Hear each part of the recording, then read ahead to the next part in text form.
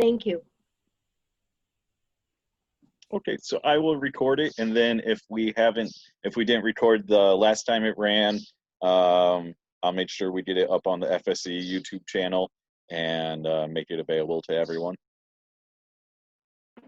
That'll be great.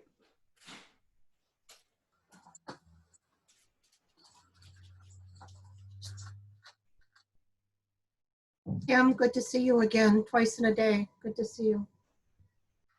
Thank you, you too. We had a nice chat this morning, didn't we? We did. We did. Yeah, we got to keep doing that. Yes, I agree.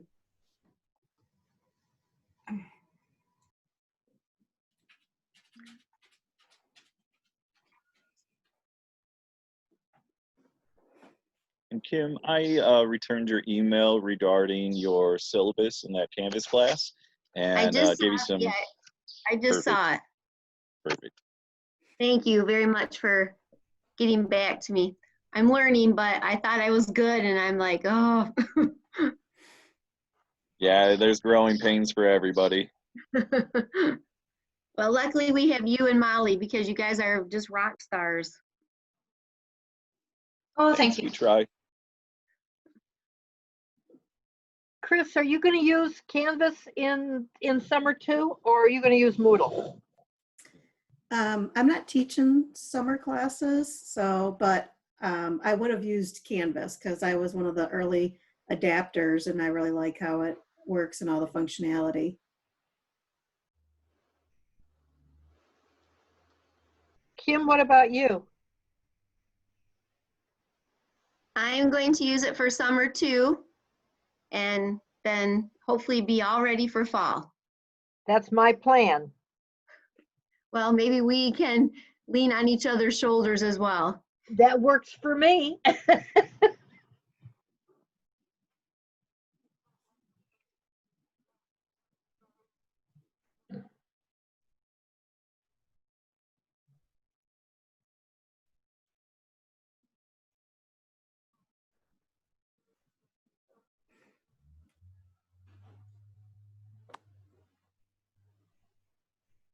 Did you want us to wait? Are there more people joining there, David or Molly, or do you want me to go ahead and get started? I think it's okay to get started. Okay, great. So welcome everyone to our training here today. For those of you that don't know who I am, my name is Chris Gehrig and I'm a faculty and I teach for in the CIS department, Computer Information Systems. And I was one of the early adapters into Canvas. So last winter when we all of a sudden moved to online, I already had some of my classes already in Canvas, but I was in that place of struggling. How do I now give my tests that I gave in class? How do I give them online and how do I make them secure or, you know, that my students aren't, you know, looking up answers and so forth. So I reached out to both Molly and David and they responded back to me with some great resources on how I can use the Respondus Lockdown Browser inside of Canvas. And then, you know, my next dilemma was I gave a hands-on final exam for my students. It's required for the Cisco curriculum. And I'm thinking, I don't know how I'm going to get them to answer these questions about a network that they have to have before they get on the equipment to start configuring everything. And I was able to use the multiple blanks questions or quiz questions inside of Canvas, and it worked out really great. So I'll go ahead and what I'll do is I'll walk through and I'll show you my paper copy that I always gave to my students that they were going to fill out in class, and then how I took it into Canvas and using the resources inside of Canvas, how I made it a multiple blank quiz question, and then how I then put that inside of the Respondus Lockdown Browser for that. So I'll show you the work that I have completed, but then what I'll also do is I can, if we have time, I'll run through how you create the quizzes, you know, walking through it. And if you want to get on Canvas and walk through it as well, you know, feel free to do that. So I'll go ahead and share my desktop here with you. So you should all be able to see my desktop now. And while we're going on through this, I believe if you have questions, you can type them up, and David or Molly will actually go in and help respond to those questions for me on there. And if it's something that I'll try to watch too, although I have dual monitors that are up, sometimes it's hard for me to go over and actually watch those while I'm doing the presentation on there, but feel free to ask your questions and for that. So the first thing what I'll do is I'll show you my actual paper copy that I worked with. So this is a part of a hands-on final exam that I give to my students in one of my Cisco classes. You can see it's a closed book, and they're not allowed to use calculators, and they have to calculate out, do some very simple math to calculate out what we call our IP addresses for designing a network. So I do apologize to some of you that maybe some of the terminology that I have in here, you might be asking what it is, but this is basically, you know, on the network side. So normally I would give them their scenario up here, and then they would have to answer the questions, and they would have to calculate out the different types of subnets and something called a CIDR that goes along with each of them. And they would have to fill in a table to tell me what network or subnet they assigned to each of them, what was a CIDR, what was a subnet mask, what's the first usable IP address and the last, or the broadcast address for each one of these 4 networks that we have out there. Then, as you can see, they actually have a visual picture of an actual network. And I need them to then answer questions based off of this picture. So then that was my other dilemma. How do I get this picture from inside here into a Canvas quiz? And it worked out really great. And then I gave them, they had some more questions. And then I eventually have a table here that they have to fill in where the blanks are of what they calculated out based on what the network drawing looks like in the scenarios that I've provided to them as well. Once they finish this, they then use this to take the second part of their hands-on final, which is done in a totally different environment. It's a simulator, but they really needed to have all of these addresses and IP addresses done before they can move on to the second part, so that they can configure all their devices and see if the network can talk to each other. So this is what I had to start with.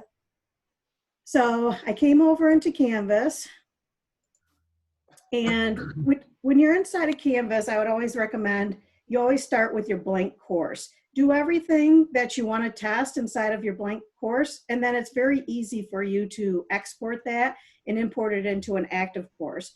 Because what I found out too when I was first doing this is, you know, making sure that it looks correct, that the results are going to come correctly to the students, and then of course the answers that they're going to put out there as well for it. So I always come in here to my blank course whenever I'm doing anything, and the actual test that I created, you can see, is right here. It's called CIS 253 Final Part 1, and I just named it. It requires the Respondus Lockdown Browser, and I'll show you how I got that to work for it. It's a total of 55 points, and that was just based on the different types of blanks that they were going to fill in. So we're going to take a look at what this looks like, and then I'll walk you through the steps of how I actually created the quiz for that. So the first part is when you create any type of quiz, you could bring up your instructions. And so this one I did put up here that they have to take it using the Respondus Lockdown Browser. And then I did put the link here so that they could actually download the KVCC Respondus browser as well, and told them that they had to have that before they started the exam.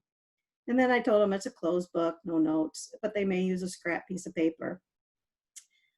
As I go through, and these are the different settings that you can set up, and I'll walk through each one of them that you can see. I did said no to shuffle my answers. I did do a time limit on this because I wanted to make sure that they didn't hold the quiz open for, you know, days at a time, and that they would complete it. I don't let them have multiple attempts, and I don't let them view the responses either. I did have it delivered one question at a time because I felt that it looked cleaner on the screen, because there were so many, you'll see the questions that I'm asking them. And that, yes, it does require the lockdown browser for it.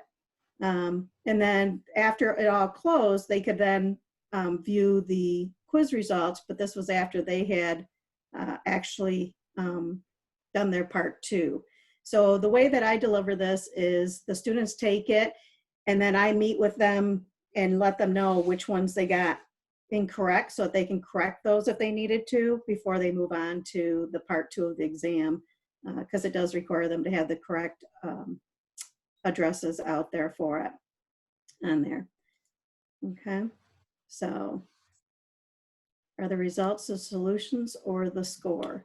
You have some options on there, so I'll walk through and show you when I set that up of what that is for that. So this is what the way that my test turned out. I'll just do a browse on it. So question number 1, I just basically copied and pasted the exact words from my Word document into here. And then notice they've got these multiple blanks for them to fill in that they have out here. And as we go through,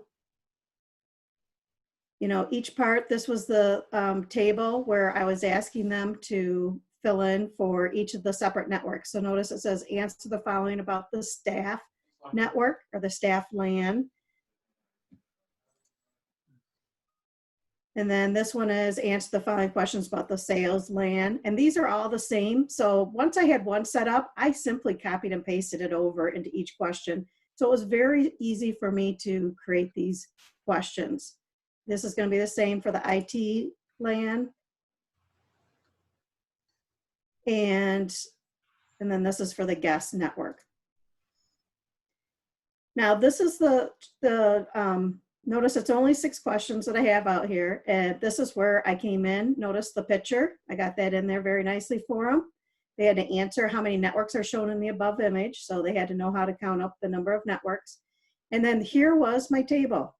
So I was able to use a table and go in and create that same input for the students to go in there and actually input all their answers that are out there. And you know, it actually worked out. I was very surprised at how easy this was to create, because I already had a paper copy and I literally just copied and pasted pretty much everything over into it. And then the students, it was very easy for them to also go in and take it. I did not have any student that couldn't get into Respondus or had any problems at all, and they were able to take the quiz out there. So let me show you how I created this quiz. So this is the actual quiz. As you can see here, these are just my instructions that I give to the students. And this is where you would come in and choose, is this going to be a graded quiz? And it was, because this was going to be for one of their assignments. And then you can assign it to whichever groups that you have out there for that. So in my blank course, in my Canvas blank course, I don't have my different groups set up like I would in my other courses, but when I import that over, I put it just into the correct assignment, which I believe it was hands-on final was that. I chose not to shuffle my answers. These are my time limits, and you can either use that or not. You can, I did not allow multiple attempts. This was, again, a final exam, so I wanted to make sure that, you know, they just took it once. And then let students see their quiz responses. Incorrect answers will be marked in the student feedback. I did not let them do that because this was something that I met with each of the students for their second part 2. They had to do a hands-on with me. So that's when I met and we went through their quizzes together. But I also, because they were taking it at different times, I didn't want anybody to tell anybody else in the class, oh, these are the answers to, you know, the part 1 final. So, you know, I would go through and went through with that, each one of them. Show questions one at a time. And again, I chose to do that just because my quiz was very long. And you also have the option to lock questions after answering. I did not do that, but for a lot of the certification exams, they do have this option. So if you're trying to simulate a certification exam, then maybe you turn that on. And that means once a student goes past that question, then they would actually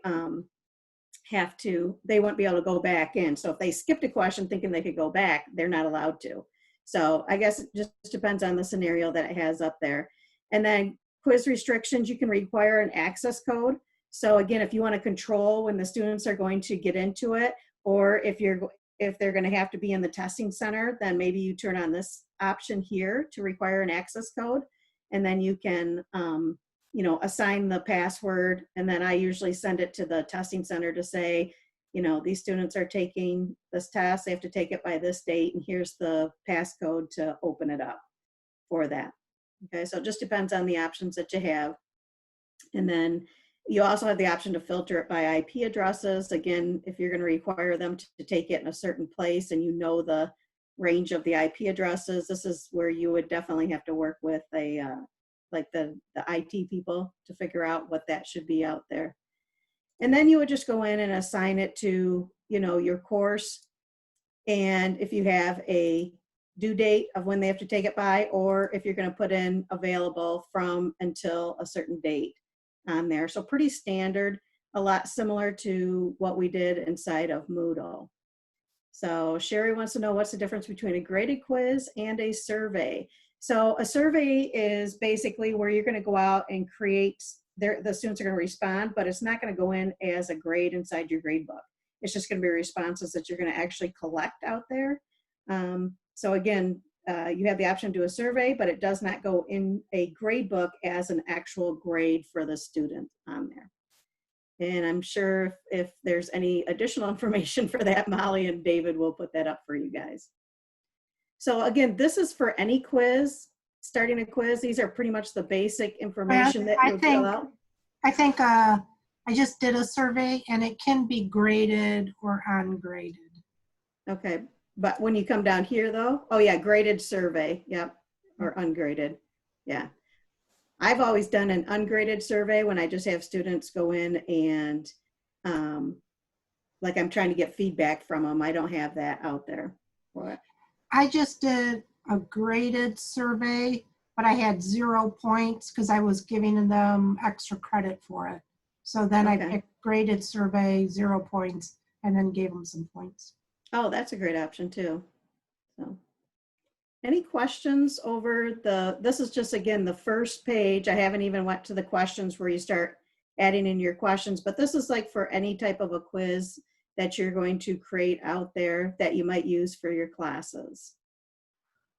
So I may have missed it, but Respondus is part of Canvas. It's not an app, a special app you have to download into it. It's just part of it. It's just there.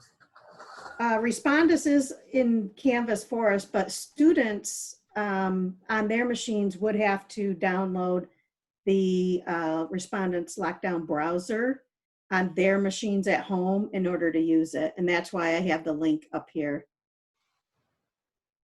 for them to download that. And that then links it to the KVCC Respondus, and it's not just they can't go out. You don't want them to go Google it and download it, because then they're not going to be linked to the KVCC Canvas courses.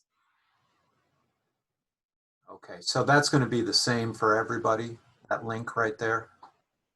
It should be. I don't believe that's changed. I don't, Molly or David would be a better one to answer that. We'll find out for you on that to make sure. Okay. Oh, Respondus Lockdown is a browser that replaces a browser like Chrome or Firefox. It's a special browser that locks it down. Yes, the link is, yep. So this is the link. And so the way that I found out about, there are videos, and there's videos both on the YouTube channel for the Faculty Success Center, and they have all that information out there too, and that's where I got it from. But also, I'm sure this link will be someplace that you can just copy and paste it in, so that your students can have it downloaded as well, if they're doing something from home. Okay. Okay? Yeah. All right. Any other questions? Okay, so taking a look at how I did the questions on here. So the questions, you determine the points that you want to give to it. And I determined the points based off of how many fill in the blanks that they were putting out there for it. And again, all I did from my questions is I went over here, I copied my text, and then I went back here and I pasted it. So these are their instructions. And when you choose to do the multiple fill in the blanks, you have to put these brackets with a keyword in the middle where you want that fill in the blank to be at. Okay, so, you know, that's how you get that fill in the blank to the student so they know where they're supposed to answer. Now, they don't see what's inside the bracket. That's just a placeholder so that you then come down here for your answer. So notice here that I have a bracket called sales. So right here it says, okay, what are my acceptable answers for sales? So this is where, when you do a multiple fill in the blank, you have to come up with every type of scenario that you think your student might type in to accept that. So I can tell you that, you know, this is the correct answer here. I typed in the IP address with a space and then the /26. And then I decided that I would also take the second format with the 255.255.255.192. And I had my first student take it, and he got pretty much every one of these questions wrong. And I went and looked at it, and it's because he did not put a space between the IP address and the slash. So I had to go out there and make that correction. Luckily, it was just one student who had taken it. I only have 6 questions on this quiz, so it didn't take me very long, but I made that change. And then the rest of the students, it went through very nicely, and they were able to go in and do that. So when I drop down here, this shows me all my answers that I've given for IT. This is what are the acceptable answers for staff and for the guest network. Okay, so I went through and I created each of those. Let me just edit this. So when you come into this question, fill in multiple blanks is what the option was called. Enter your question specifying where each blank should go. Then define the possible correct answers for each blank. Students must type correct answers into the text boxes at each blank. So obviously, if you're doing this for an essay, that's going to be a little tough for you to use this type of a style of a quiz question, because that means the student is going to have to type in exactly like you did for the correct answer. But for this purpose, where there's not too many different answers that the students would use, it worked out really good for me on there. In the box below, every place you want to show an answer box, type a reference word, no spaces, surrounded by brackets. And it's the square brackets, and that's where you would put that in for it. So you can see everything reads. I've copied and pasted this off, and I wanted the blanks to show up after each one of these question marks. So I put the square brackets. Once you put the square brackets on there with the word inside the middle, and then down here is where you then would show what are the possible answers that it can be. And notice that you could keep adding more if you needed to. So you can have possible answers, click to enter the comments for a correct answer. You could also click to enter your comments for a wrong answer.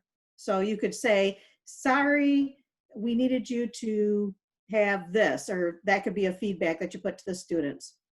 Or you could just enter general comments as well for that on there. So possible answers, here are my 4 blanks that I have. And you just gotta make sure that you go down and you fill these in of what are the possible answers for each one of those. Those feedbacks, are those, is that as soon as they finish the question, or is that the feedback that they get at the end when your entire quiz is done? I believe that's an option. You can choose how you want those feedback questions to be shown. Yep. So that's for this first question. And again, I'll pop you back to show you. So this covered this question for me right here, all the way down to here. So I was asking for the subnet and the CIDR, 2 blanks that they have on there. And then I have their questions that they have. The next thing is I wanted them to complete this table, but I chose not to put it into a table. I wanted them to do one network or LAN at a time. So the way that I did that is I started off again with one of my questions, fill in the blank. And I said, answer the following about the sales LAN or sales network. And then I typed this in. What is the subnet address? What is the CIDR? What is the subnet mask? What is the first usable host? What is the broadcast? And that's going to be the same wording all the way down. So once I had this one set up in all my brackets, I literally just copied and pasted for these next questions and just changed the word from whatever network I wanted them to be on. Because the brackets, because it's in a separate question, there was no conflict out there for it. So that was pretty simple. Once I got that set up, I just did a simple copy and paste.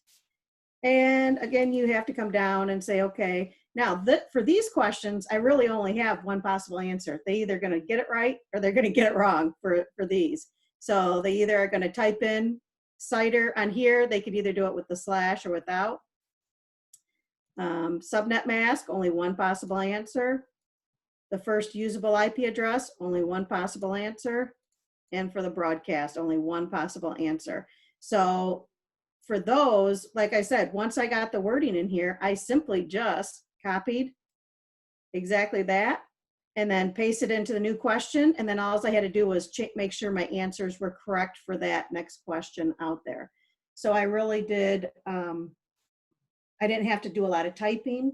I just had to change the word up here so that I was on the correct network and make sure that each one of them.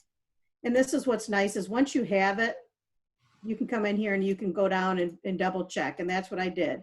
Did I type everything in correctly? Does it look the correct format? Is it the correct answer that I need for that network that I'm on? So basically, those were all the same questions. And that took care of this entire table for me right there. On there. So pretty simple. The last one is going to be this one where I needed them to be able to look at this visual image and then answer the questions and do a fill in the table. This one did take me some time to figure it out, but once I figured it out, it worked really nice. So you are able to bring an image in, and I'll show you how to do that. I would recommend getting all your files that you're going to want to insert or images if you're going to use pictures to do that. Upload them all into your Canvas course ahead of time so that they're already there. Makes it a little bit easier to insert them. And then again, I went in and I set up and said, okay, answer this question. Here's one of my brackets. And then this is where this one probably took the most of my time setting up this table on there. So the table was pretty simple. I set it up and then I had to just go in and do all of my brackets. And the naming of the brackets was specific, so I knew what it was on there. So basically this G00 IP is referencing that this interface, and it's the IP address. This one G00 mask it's this interface and it's this mask. So you can actually name them anything you want, just as long as it's meaningful to you for when you go in and obviously have to stick in the answers. Now, this one was definitely one of these where they're only going to have the correct answer. There's no multiple answers that they can put out here. They either have it right or they don't have it right. So this one was pretty simple as far as putting my answers in, because I didn't have to do multiple formats out there, because they're either going to type it in right or they're not going to type it in right for that on there. So that was how I did that one out there for it.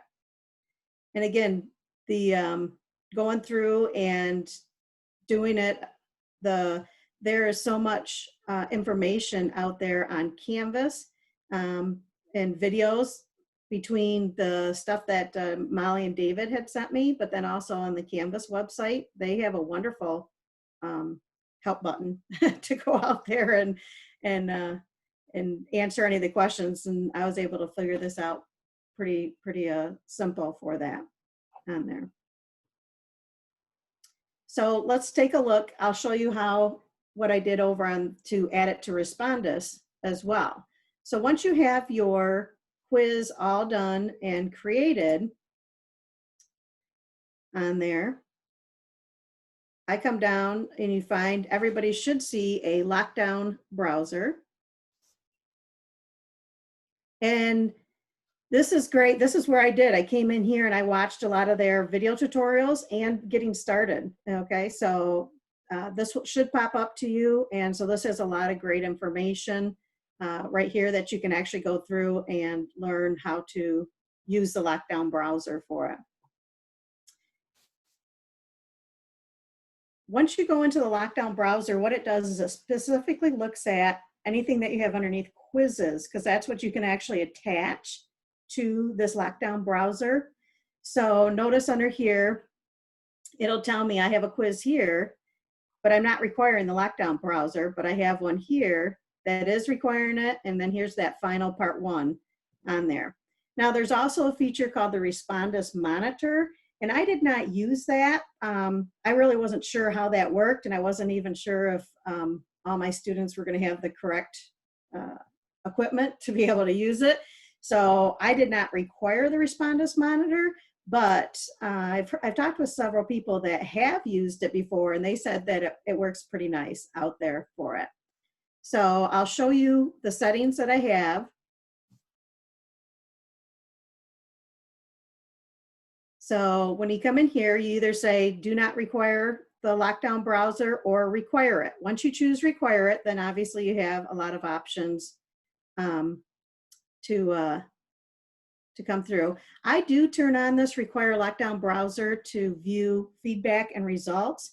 And I do that because that browser prevents them from doing any type of a copying and pasting to any of their results. So if you don't want them to capture the answers out there, then that's one of the reasons why I turn on this feature, require lockdown browser to view feedback and results. So that would be at the end of your exam for them to see the correct answers out there for it.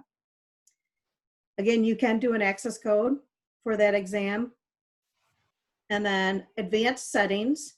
This is where, if you look at any of the tutorials, they do a great job of explaining each one of these features out there. So lock students into the browser until the exam is completed. I pretty much do this. I would not recommend not doing that, but I guess it depends on the circumstances for that.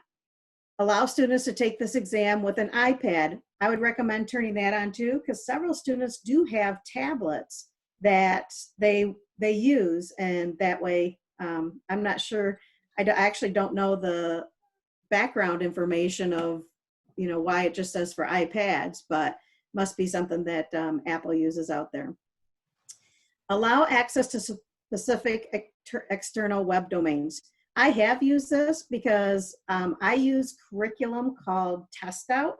So I needed students to be able to go take an exam inside a Test Out. So I have turned this on, and then you just have to go in here and type in the name of the website or websites. If there's multiple ones out there, you put a comma. And I just worked with Test Out, and I said, hey, I'm going to be using the Respondus Lockdown Browser, and they were familiar with it. And I said, what are all the web domains that I need to allow access to for them to take the certification exam? And they sent me the list of the 4, and I copied and pasted it right in here. So you can use it. The students just have to come into the Canvas first. You have to create a quiz, and you have to create your first question.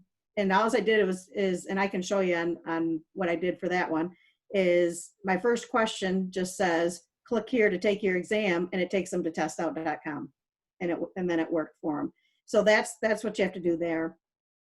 And then you also, are you going to allow them to use a calculator? I didn't want my students to use a calculator, so I did not enable that, and I did not allow printing from the toolbar either. So again, these are options you would have to think about for your class. Is this going to work? Do you want them to be able to use a calculator from the toolbar? Do you want them to be able to print as well?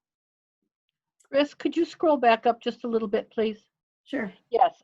When you were looking at up there near the top, it says require lockdown browser to view feedback and results. Mhm. I've been doing it in Moodle, but my plan is to do this for Canvas as well.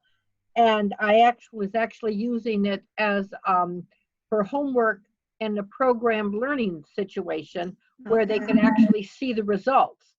And one of the things that I encountered is some of the students would go in and deliberately fail the homework because I take the highest grade, right? The whole object is to get them to do it and learn it.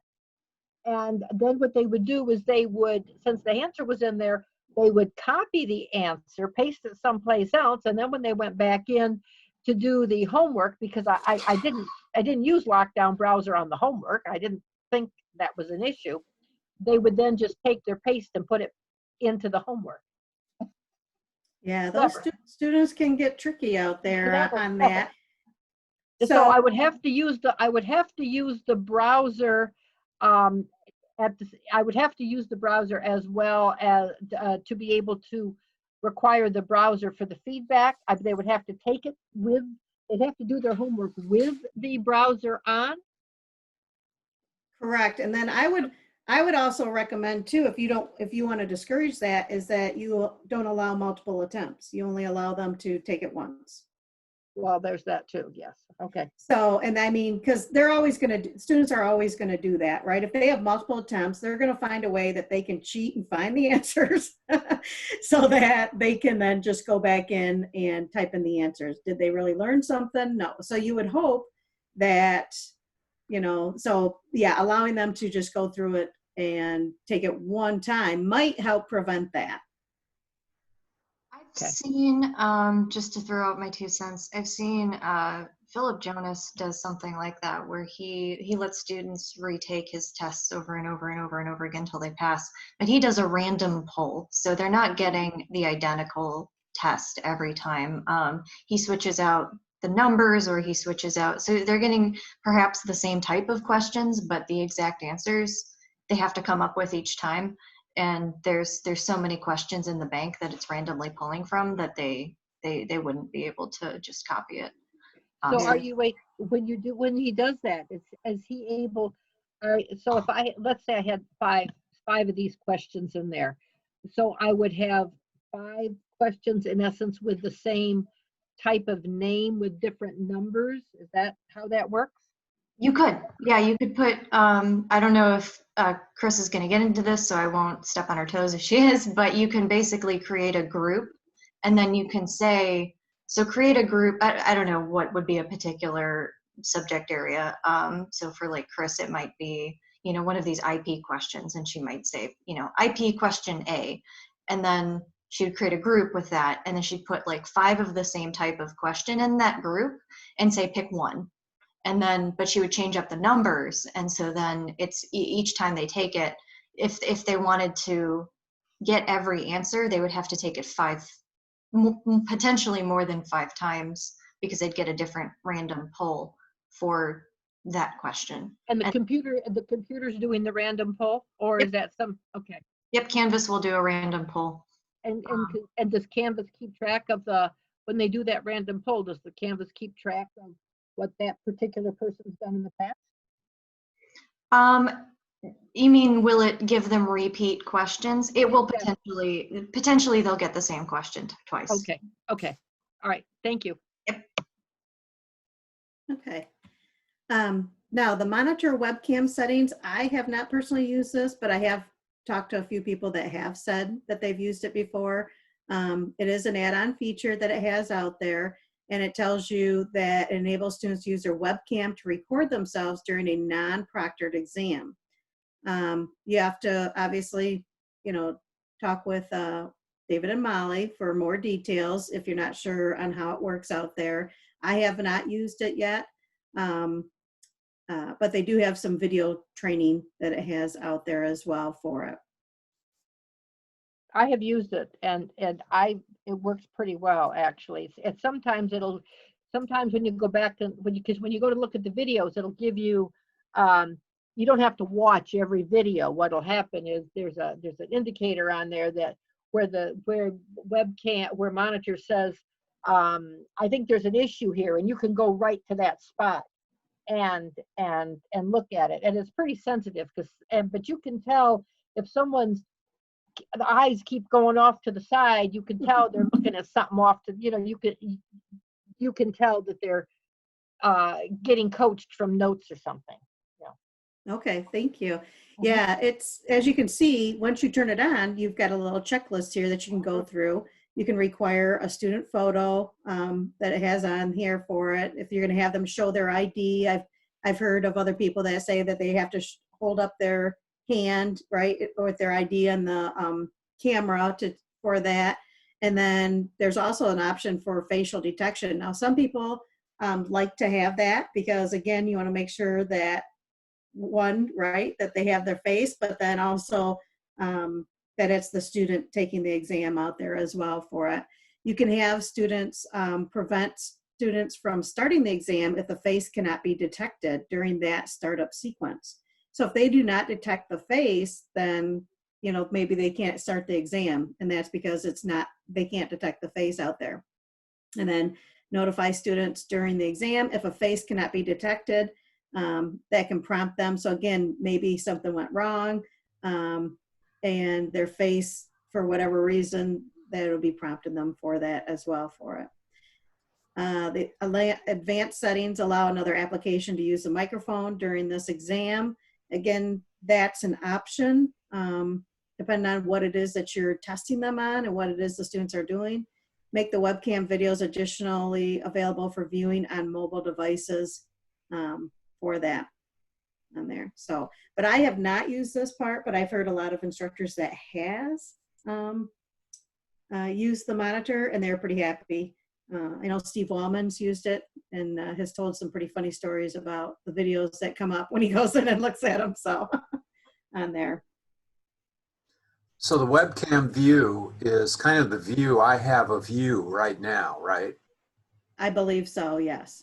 So you really can't tell if they're using notes if you don't want them to use notes. I mean, all you can see is their face.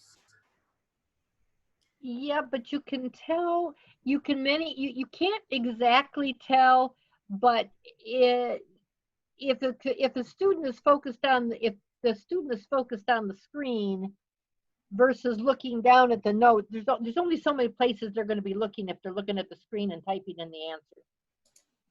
After you've seen it, it's not foolproof, but when you see it, you can get a pretty good idea if something is happening there that you would prefer that it's not. Right. So, I'll show you the other one that I've used with this test out for Respondus. This is one where the students have to access an external website.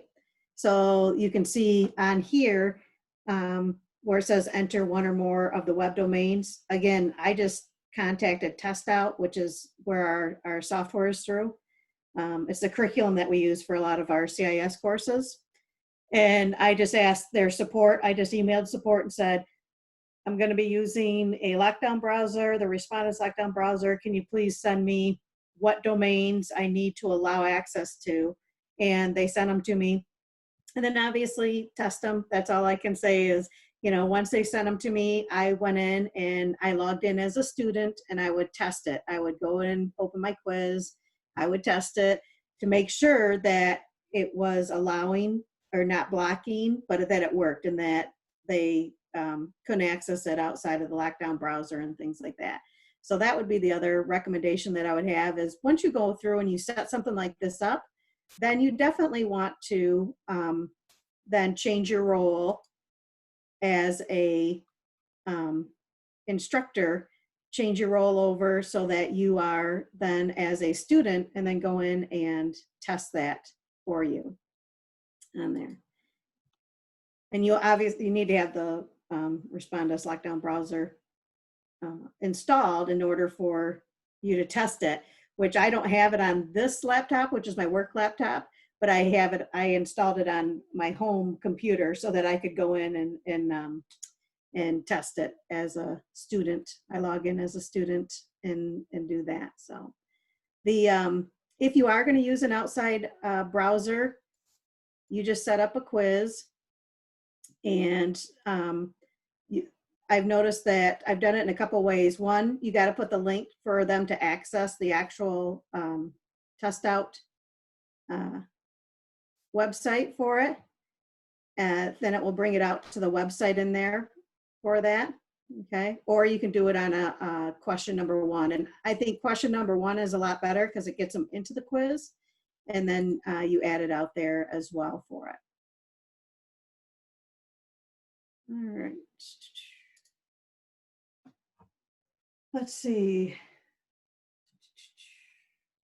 Okay. So if you want, I can run through how I created this quiz if you want to practice creating a quiz. Again, in my blank course, that's kind of where I do that from.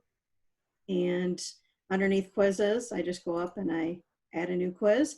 There's 2 options here. I've been using the classic quizzes because I haven't had a lot of time to go in and check out the new quizzes. But some of the categories and the features they have, they sound really interesting. So I'm going to have to spend some time this summer taking a look at some of these new features that they have for quiz questions out there.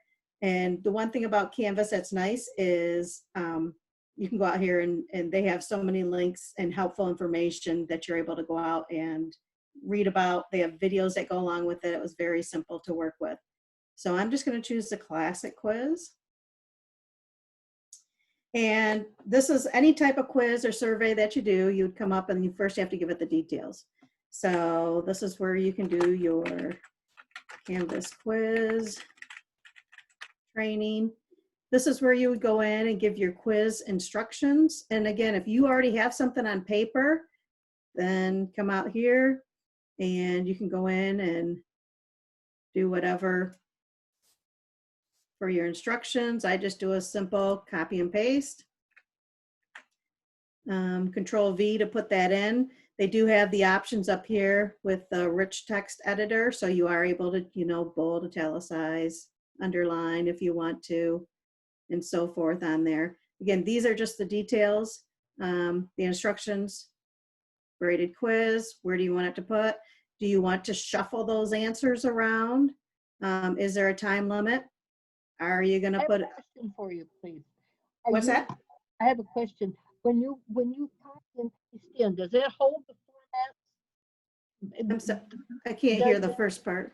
When you do a copy paste, I mean, this is a Word, but it looks like it was a Word document that you put in. But does it hold your formats? When I've copied and pasted out of Excel and I put it into Moodle, the formats fell apart. Do you know if they do? If you copied and pasted a graph of some kind, would that, or a chart of some kind, would that hold the formats that you extracted? Well, if you have a chart, I would recommend that you save it as a picture and then you can bring that in. Okay. If you want to reference it. And so what I would do is like this right here, if this was not a picture, like it already is a picture right now, I can right click and choose save as a picture. And then I can come out here and name it. So I know how to pull it in. But if I don't, let's say that you're in Excel or maybe you have a PDF or even a PowerPoint and you have something that you want to put out there for reference, you can always use your Snipping Tool and you can highlight what it is that you want. And then once you add on your Snipping Tool, you do have the option to do a file, save as, and then save it as a picture as your portable network graphic PNG file. And that you can bring it in that way too. So that's probably going to be the cleanest way if it's something, if you're concerned about formatting and that it's not going to come in correctly, that I would say do it as a picture for that. Thank you. You're welcome. All right. So we've got the instructions out here. Now, if I wanted to insert the picture, I could go in and insert my picture out here as well. So you have some ways that you can go in and actually go in and get them from a URL or something that's in Canvas. if you already have some out there, and Flickr that they have as well for that. And let's see, or insert edit media as well. So you have some of the options to go in and insert it that way as well for it. So, you can always go back in and edit any of these. Let the students see their quiz responses only after each attempt, or let the students see the correct answers. This is where you can control, maybe after everything's closed and done, they can then see the correct answers. Maybe you're only going to allow it for like 1 week period, and then they can't see it anymore, and it's just closed off. So you do have some control over here. I do like to do the one question at a time on there. And then this is where you could either require an access code or filter by IP address that it has out there. All right, save. Oh, I didn't want to really publish it now. Okay, let me go back here and edit it. So that's just the basic details. Then you come to these questions, and you come in and you say new question, and you can actually name these if you want up here, but these are all your options that you have. And what I used was fill in multiple blanks. Now notice all the options you have out there. And again, there's so many helpful resources out there. So really you just have to have time to go in and check out what all these different options are and how they work. Multiple drop downs, multiple answers, matching. I've used the matching before. It works really nice on there. I have not used the formula question for that. Notice that there's one that says file upload question. So if you want the students to actually work on something and then upload it to you, you could have a file upload question as well. And then of course, multiple choice, true and false. But I was using the fill in the blank, multiple blanks on there. You come over here, this is where you can control your points. So depending on how many points you want that question to be worth, you can go in there and make that adjustment. And obviously it adds up your points. So as you saw, my one quiz was 55 points, and that was because all the points that were added up. And let's go ahead and now add in the table. So to add a table, you first have to know how big you're going to make it, right? So if I look at my document over here and I see I need 1, 2, I'm going to go 3, 4, 5, because I want the subnet mask to be a separate blank. So I want to do 5 columns, and then for rows, I'm going to count my heading row, 1, 2, 3, 4, 5, 6, 7, 8. 8 blanks, because obviously I have some of these that I don't need them. I don't need to make my table busy with all this stuff on there for it. So I'm going to make a table that is 5 by, obviously I hit it too soon on that, but you can come down and you can do insert more rows easily. So if you didn't get it right the first time, you definitely can go back in and make your changes to that. And when I worked with my table, I simply just then copied what the text that I wanted and I put it over. It's right here's my table. So I'm going to copy that with a Control C, come over here, Control V. You can see how it came out. And if I wanted to center it, I can center it. If I wanted to bold it, I can bold it. I can also do all this at the end. You know, so that, you know, I usually save my formatting to the end. I don't do it right here in the middle that I have. But you also have an option to resize this table, because I really my device didn't need to be as large. So you do have an option to resize your table this way if you wanted to. So you can kind of see that it changes it a little bit.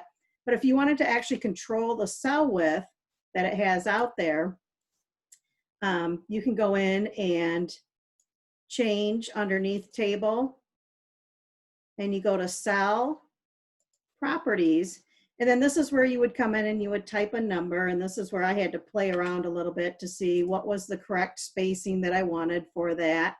If you look at your table properties, you can see right now the width is set to 68%. I can say, okay, I'm going to change it to 50 on there. You can kind of, so you have some little playing around that you can do with, okay, how should I have everything look on there? But where you go in and make your changes is basically under table properties or cell properties. And then you just have to sort of play around with what it is that you're looking for as far as the size. I wish they had the nice little double arrows like Excel to resize it, but they don't. So I had to go in and really play around with it, but it wasn't too difficult once I got started on that. It made it pretty simple on But they there. all don't have to be the same.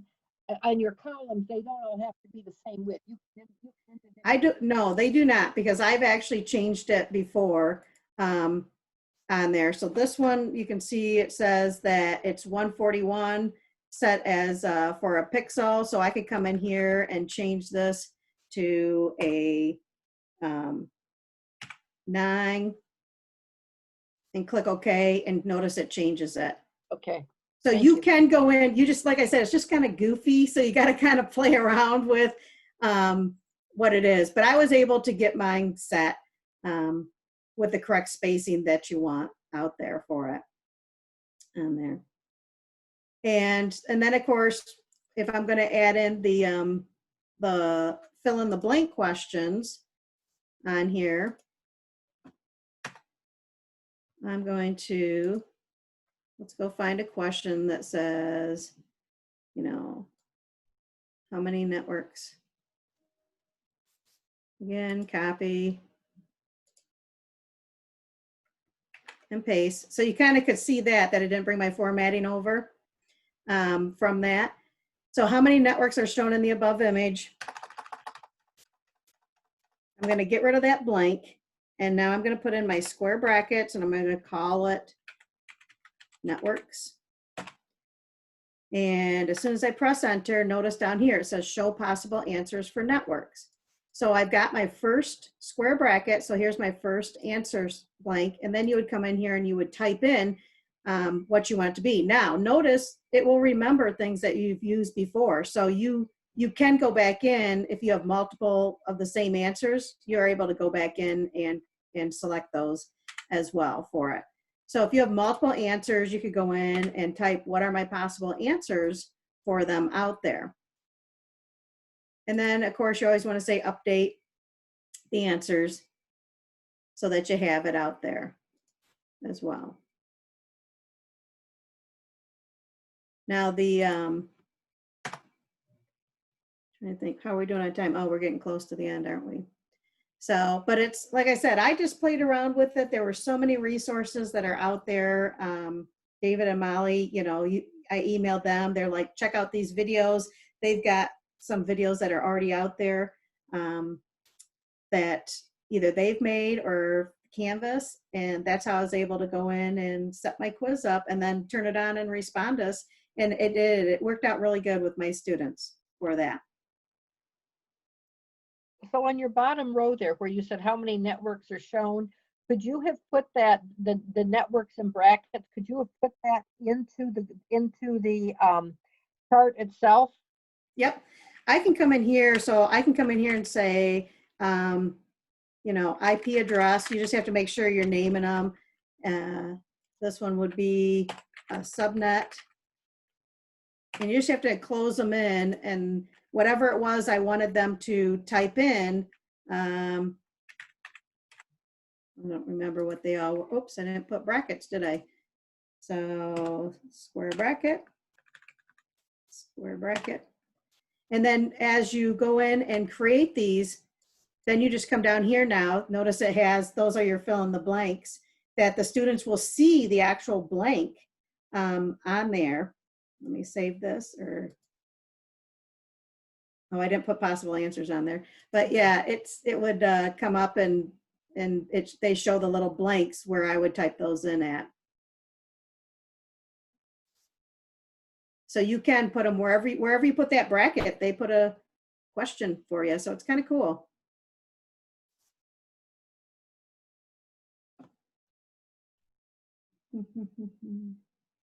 Any other questions?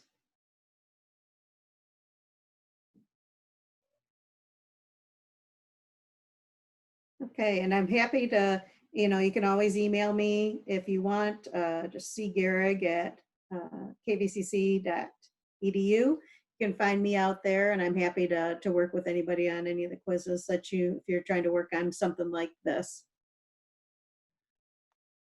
Thank you so much, Chris. I appreciate your time. Oh, you're welcome. And thank you to all who attended today. Keep an eye out for future workshops. We're running just tons, both Molly and myself, as well as our faculty partners. And, like Chris said, we're always here to help, and there's tons of Canvas resources, so take advantage of that. And again, Chris, thanks. You're welcome. Have a great day, everyone. Thank you, Thank Chris. you, Chris. You're welcome. Hey,